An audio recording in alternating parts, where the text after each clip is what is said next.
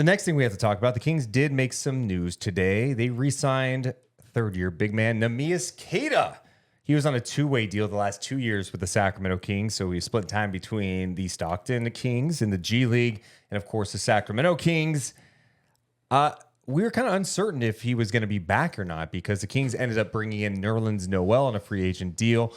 Nerlens Noel's deal is not fully guaranteed, and now we're getting details about Neemias Queta's deal. It's a 2-year deal, but there's definitely some things in here that he has to reach to get it fully guaranteed. This year, $250,000 guaranteed for camp.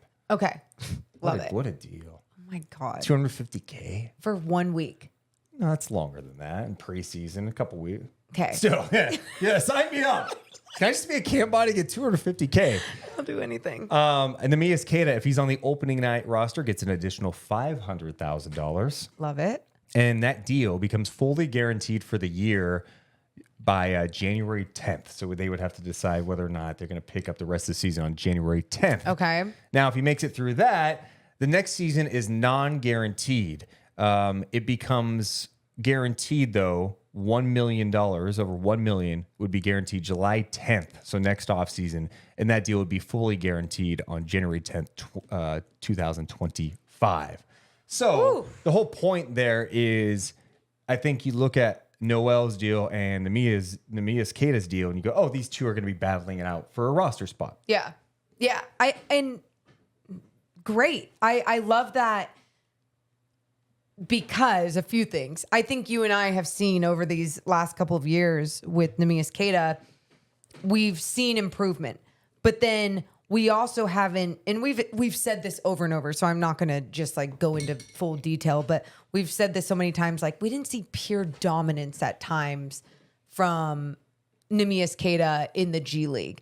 And then there was other times like he would have a stretch of 5 games and it was just like no one could get by him. His presence was felt. His footwork looked great.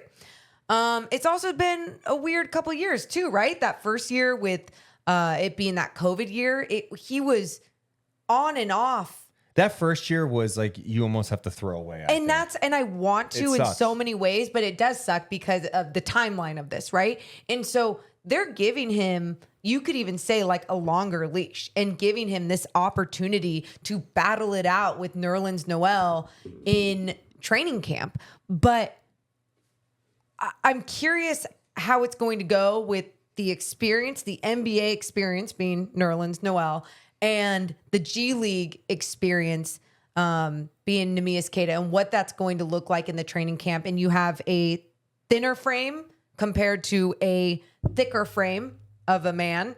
And yeah, I can't sit here right now and break it down and tell you what it's going to be like. Because like I said, every year we've seen improvement from Neemias Queta. So did he do something in this offseason to also go into this training camp a little bit more ready? And his summer league got cut short, right? And we saw the summer league was interesting too, because it's similar to what you saw in the G League, where there's some games like, oh my God, he just took over this game. And then there are other games like, oh, there's too much foul trouble. But last year in the G League, a really good year for him overall. 17.7 points, 8.7 rebounds, just under 3 assists, 2 blocks per game. Yeah, so I'm glad you brought up the first year, because it's like, he was called up so much to Sacramento and not playing and not getting NBA minutes or G League minutes. So you're chilling. And I'm not acting like he's not doing anything. I mean, but you need to play games to get better. Game minutes. Yeah. And he wasn't getting that in Sacramento or Stockton a lot in his first year. Last year, much more time in the G League. And I think you started to see it pay off. I remember we had conversations with old Stockton Kings coach Bobby Jackson. Yeah. And Bobby loves Neemias because he's such a good team guy. He wants to do the right thing out there. His biggest thing is he wants Neemias to be a little more mean. Nasty out there. Yes. And play with that level of aggressiveness. Because when you see it, you're like, you see an NBA guy in there. Yes. And it's all there. His ability to score is super efficient inside, a good rim protector. I think he moves a lot better than people give him credit for too. And it kept getting better, right? But then, and I think he's got some passing ability. He can hit a jumper at the elbow. I think the Kings would love for him to be the guy that wins that job over Noel because they've invested in him. He's younger. And it would just be a great story if he could turn into being like a legit NBA big. Yeah, and I mean, even as his health goes, I know we saw this summer league he had that injury, but besides that, he's been a healthy big, and that's a really positive thing to have as a player at this level.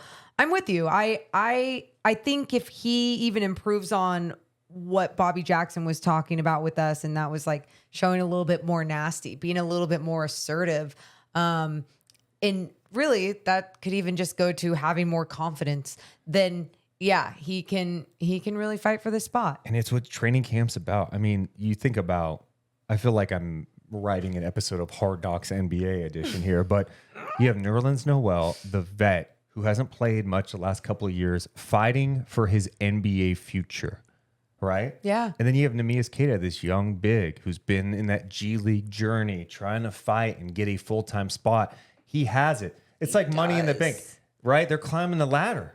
They're going at it. Oh, it's just it's for that. So it's Nerlens Noel and Neemias Queta? That's actually what happens at the end of the preseason. They put a ladder in the middle of the practice facility with the contract hanging in the air, and whoever gets it, you win the deal. I see. But my whole point is, that makes sense. He has a chance at a full-time contract where he's been on a two-way contract the last couple of years.